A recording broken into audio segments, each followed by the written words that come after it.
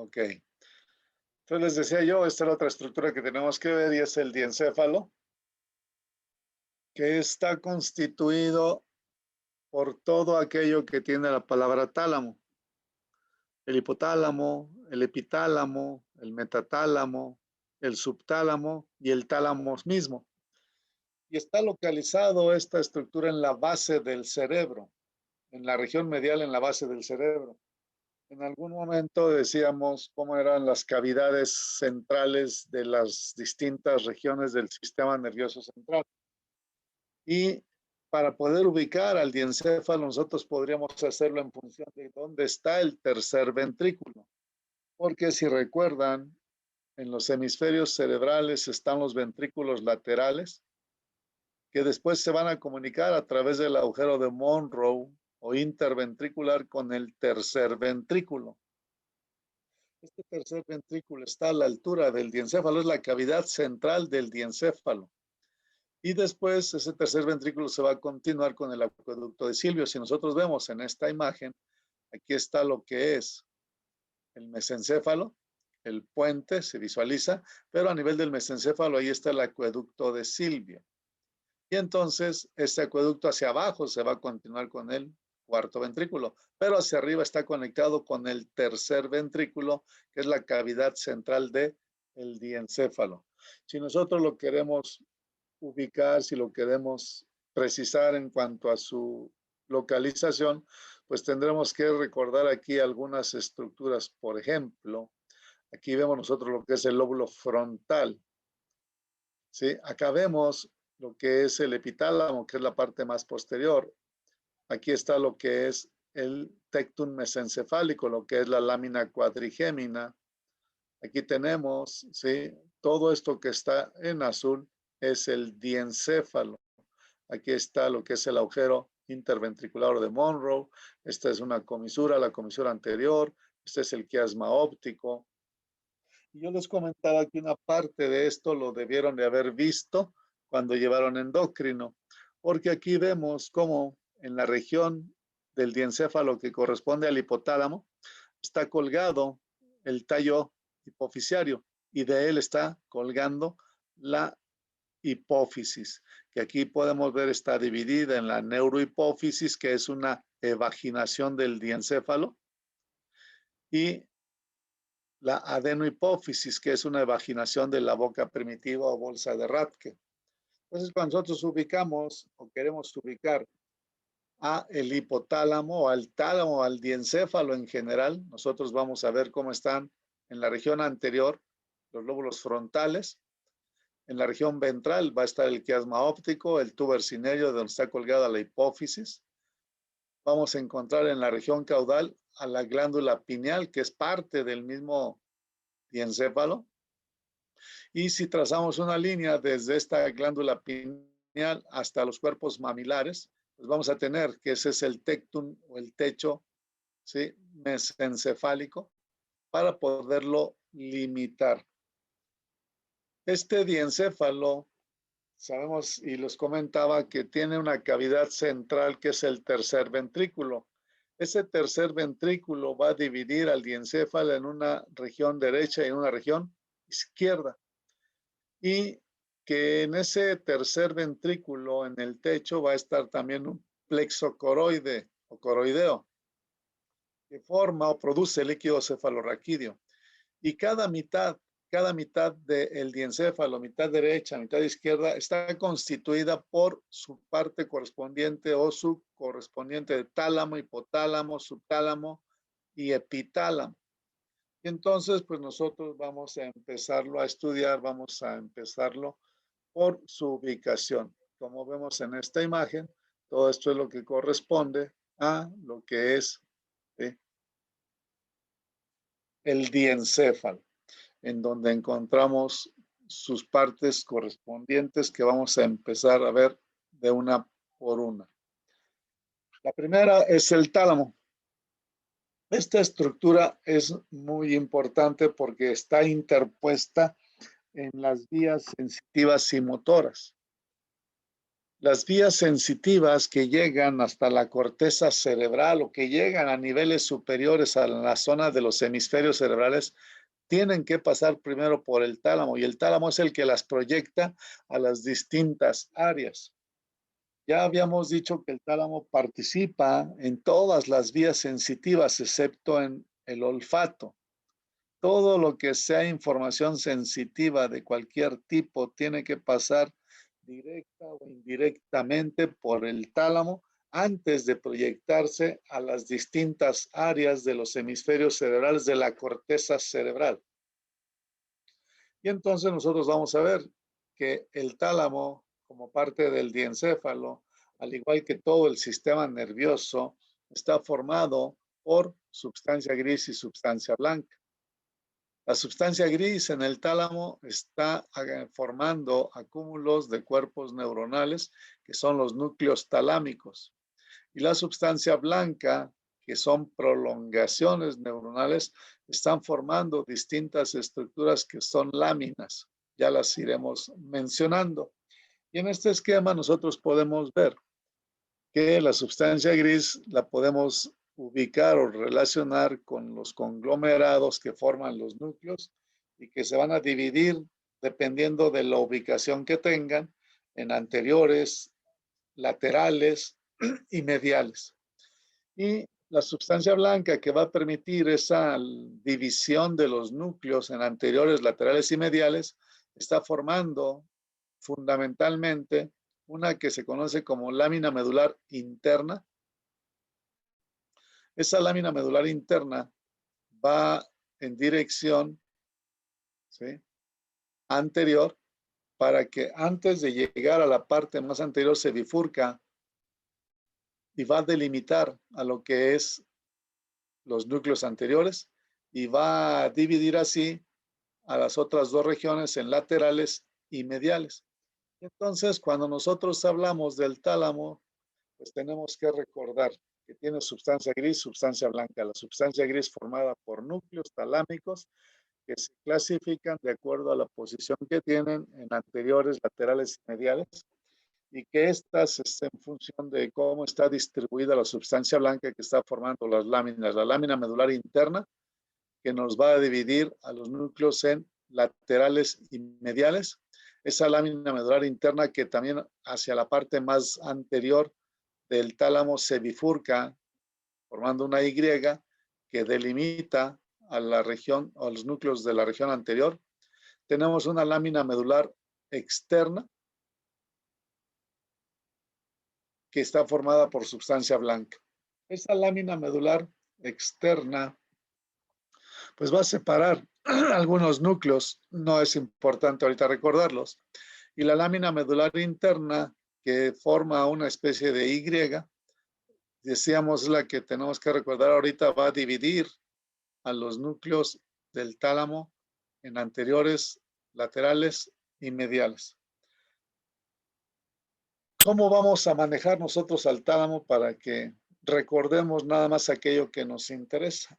Si ustedes ven este esquema, vemos que el tálamo es una estructura ovoide, ovalada, en donde vamos a tener que en la parte central presenta sustancia blanca, que es la lámina medular interna, que esa lámina medular interna va de la región posterior a la región anterior, en dirección hacia la región anterior, y antes de llegar se divide en dos brazos para delimitar al grupo anterior de los núcleos del tálamo. Y que esta lámina medular interna nos va a dividir también al cuerpo del tálamo en una región medial y en una región lateral. ¿Qué núcleos hay en cada una de esas regiones que tengamos que recordar? Ahorita se los voy a mencionar. Dentro de esa lámina medular interna también hay núcleos, son los núcleos intralaminares. Y la parte más posterior o más dorsal del tálamo está constituida por tres estructuras que tenemos que recordar. El núcleo pulvinar, que tiene funciones de asociación auditiva y visual, participa ¿sí? Con funciones de asociación en las vías visuales y auditivas. Y pendiendo, colgando de ese núcleo pulvinar, vamos a tener dos prominencias que en conjunto forman el metatálamo o grupo metatalámico, pero pertenecen prácticamente al tálamo y que se conocen como cuerpos geniculados medial y lateral. El cuerpo geniculado medial que tiene que ver con vía auditiva y el cuerpo geniculado lateral que tiene que ver con la vía visual. Ahí hacen relevo estas vías auditiva en el cuerpo geniculado medial y visual en el cuerpo geniculado lateral. Entonces, yo tengo que empezar a ver qué es lo que voy a recordar. ¿Qué hace el tálamo? Ahorita vamos a especificar. Participa en todas las vías o es una estructura que está interpuesta en las vías sensitivas y motoras. Es una estructura por donde pasa o a donde llega toda la información sensitiva, excepto el olfato, antes de ser proyectada a la corteza cerebral. Es una estructura que está formada por sustancia gris y sustancia blanca. La sustancia gris conformando núcleos y la sustancia blanca conformando láminas. Es una estructura que tiene una región anterior, una región posterior o dorsal, tiene una región medial y tiene una región lateral. ¿Quién nos da esas divisiones? La disposición de la sustancia blanca. ¿Cuáles son los núcleos que yo tengo que recordar? Los vamos a empezar a mencionar. Ya dijimos, está el pulvinar, que tiene funciones de asociación visual y auditiva. El grupo metatalámico, que está constituido por los cuerpos geniculados medial y lateral. El medial relacionado con funciones auditivas, el lateral relacionado con funciones visuales. Ese grupo de núcleos laterales que tengo que recordar van a ser los siguientes. Si ustedes ven aquí, tengo esta parte, todos estos núcleos laterales. ¿Qué núcleos tengo que recordar cuando menos por ser algo importante para nosotros ahorita? El núcleo ventral posterolateral. Este núcleo ventral posterolateral recibe toda la información sensitiva general del cuello hacia abajo. Tacto, presión, temperatura, dolor. Todo eso que venga del cuello hacia abajo llega a este núcleo ventral posterolateral. Tenemos otro núcleo que es el ventral posteromedial. Este núcleo va a recibir toda la información sensitiva, general, propiocepción, de la cabeza y parte alta del cuello. Y entonces aquí ya tenemos estos dos núcleos que se encargan de recibir toda la información sensitiva que viene de nuestro cuerpo. El ventral posterolateral del cuello hacia abajo, el ventral posteromedial de la cabeza y parte del cuello. Y aquí pues es empezar a integrar algunas de las funciones que ya hemos visto. A ver, ¿quién me dice, por ejemplo, todo aquello que esté relacionado con la vía del dolor? ¿Cuáles son los receptores para el dolor del cuello hacia abajo? Receptores, pues son las terminaciones nerviosas libres. Terminaciones libres. Esas terminaciones nerviosas libres van a tener un cuerpo neuronal a donde llega esa información que está en el ganglio de la raíz dorsal, ¿no? Sí. Y desde ahí sale la neurona que conocemos como aferente, que llega a la médula y hace su relevo, ¿en dónde? En las láminas 3 y 4. No. Ah, no, en la 2, perdón. Primero en la lámina 2. El primer relevo para el dolor es en la lámina 2. 2. Que de ahí se mandaban interneuronas a la 3 y 4. ¿Sí? Sí. Desde esa lámina 3 y 4 salen unas fibras que van a cruzar al otro lado, acuérdense, y que van a empezar a subir como fascículo espinotalámico lateral. ¿Por qué se llama espinotalámico? Porque empieza en la médula espinal y termina en el tálamo. ¿En qué parte del tálamo termina? Aquí. Núcleo ventral posterolateral. Y desde aquí, de este núcleo ventral posterolateral, se va a proyectar a la corteza cerebral, que ya la veremos, es donde está el área somestésica principal, que es el área 312. Y si nos vamos a la cabeza, sabemos que ahí hay receptores también para el dolor, que van a viajar a través de unos nervios, ¿cuáles? Fundamentalmente a través del trigémino, ¿no? trigémino, Es 5.1, espiral. 5.2, 5.3, dependiendo de la zona de donde venga esa información. Y esa información va a llegar al tallo cerebral. ¿A qué núcleo?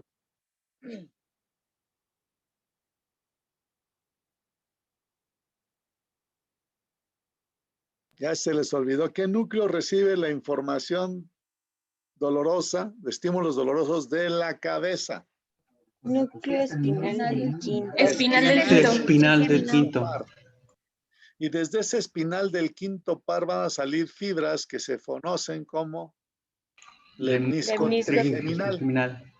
¿Y a dónde va a terminar ese lemnisco trigeminal? Aquí, en este núcleo que se llama ventral posteromedial.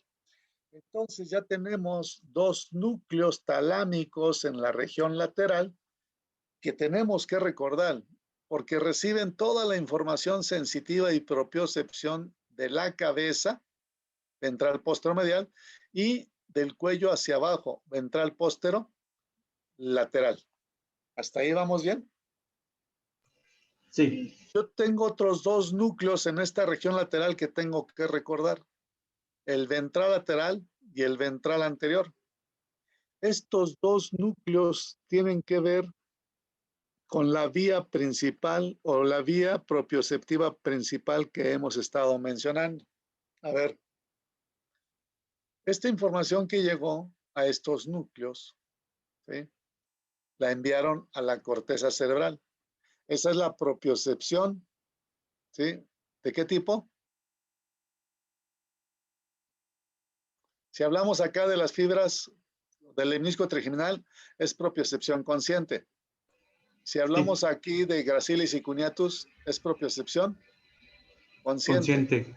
Si hablamos de dolor y temperatura, eso es consciente.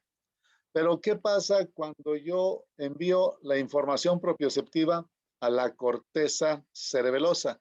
Desde allá va a regresar, como veíamos hace rato, a través del núcleo dentado, al núcleo rojo, y del núcleo rojo sube a este núcleo, al ventral lateral.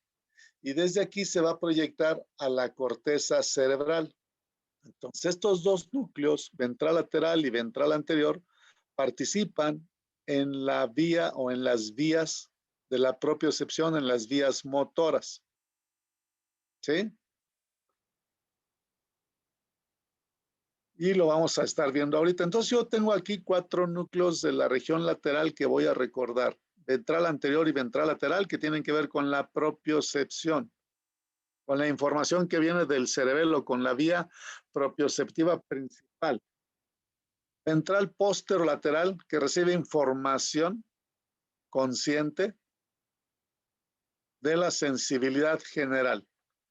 Tacto, presión, temperatura, dolor, propiocepción consciente. El ventral posteromedial, que recibe la información proveniente de la cabeza y parte del cuello.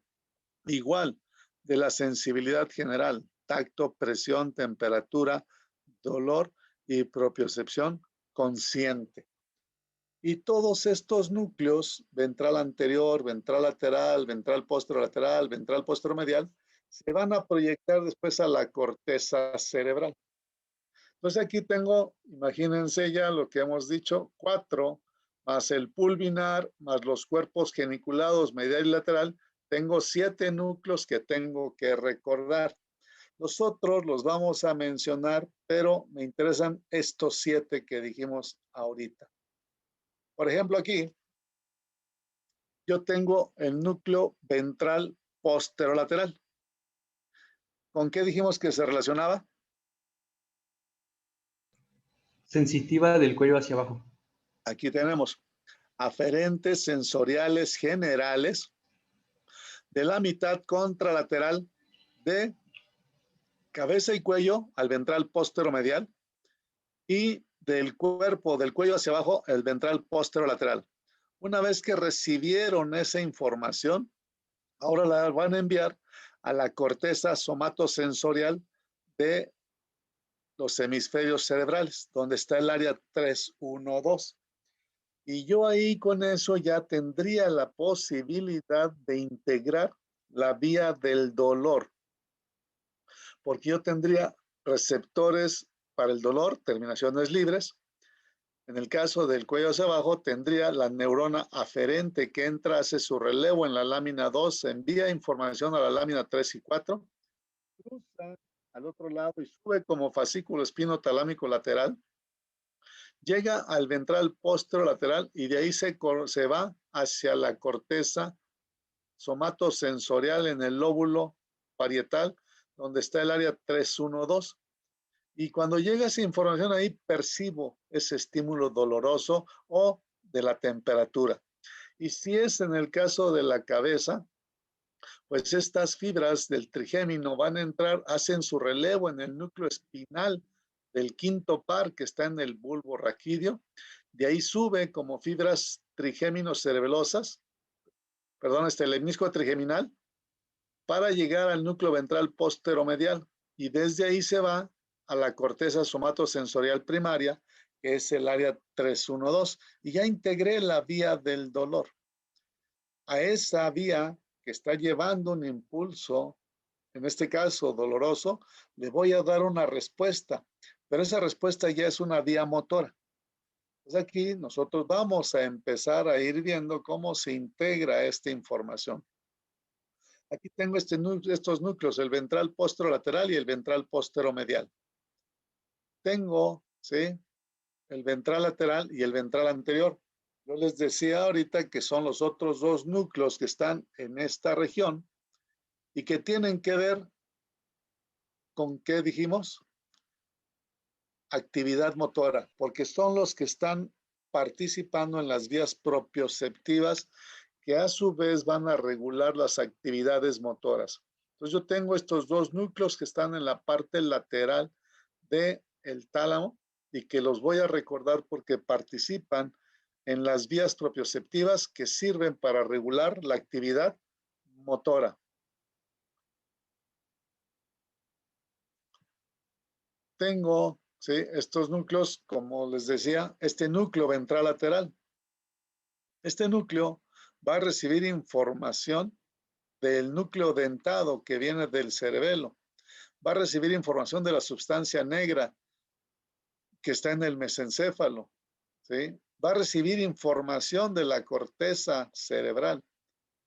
Esa información que recibe la procesa y la envía, ¿sí?, otra vez a la corteza motora primaria, que está en el lóbulo frontal. Ya lo veremos que es el área 4 y el área 6. Y entonces participa en el control de la actividad motora. Lo mismo sucede con el núcleo ventral anterior, que recibe información del globo pálido, y después vamos a saber qué es el globo pálido, de la sustancia negra y de la corteza motora de los hemisferios cerebrales. La procesa y desde ahí va a enviar información otra vez a la corteza motora primaria y a la complementaria. Ya integraremos estas vías. Nada más ahorita lo que quiero que recuerden es de que estos dos núcleos, el ventral lateral y el ventral anterior, participan en las vías propioceptivas para poder regular la actividad motora. Tenemos otros núcleos que ya no me interesa tanto que los recuerden porque son más complicados, y algunos de ellos, como este, que es el núcleo dorsolateral o lateral dorsal, va a tener relación con el sistema límbico, que tiene que ver con el control de las emociones. Las emociones también son sensibilidad. Y entonces, cuando yo tengo una respuesta afectiva o tengo un estímulo afectivo, también lo voy a recibir en el tálamo para después de ahí mandarlo a la corteza cerebral.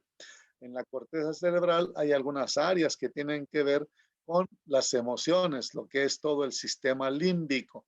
Y ahí está una que es muy importante, que es el cíngulo, que es una circunvolución, que ya después cuando veamos corteza cerebral, la vamos a ubicar para, si es prudente o si es necesario, integramos una vía de cómo se da la respuesta a las emociones que tenemos, a cualquier emoción, alegría, tristeza, llanto, coraje, temor, todo esto de alguna forma va a ser recibido en el tálamo para que de ahí se proyecte al área correspondiente de la corteza cerebral.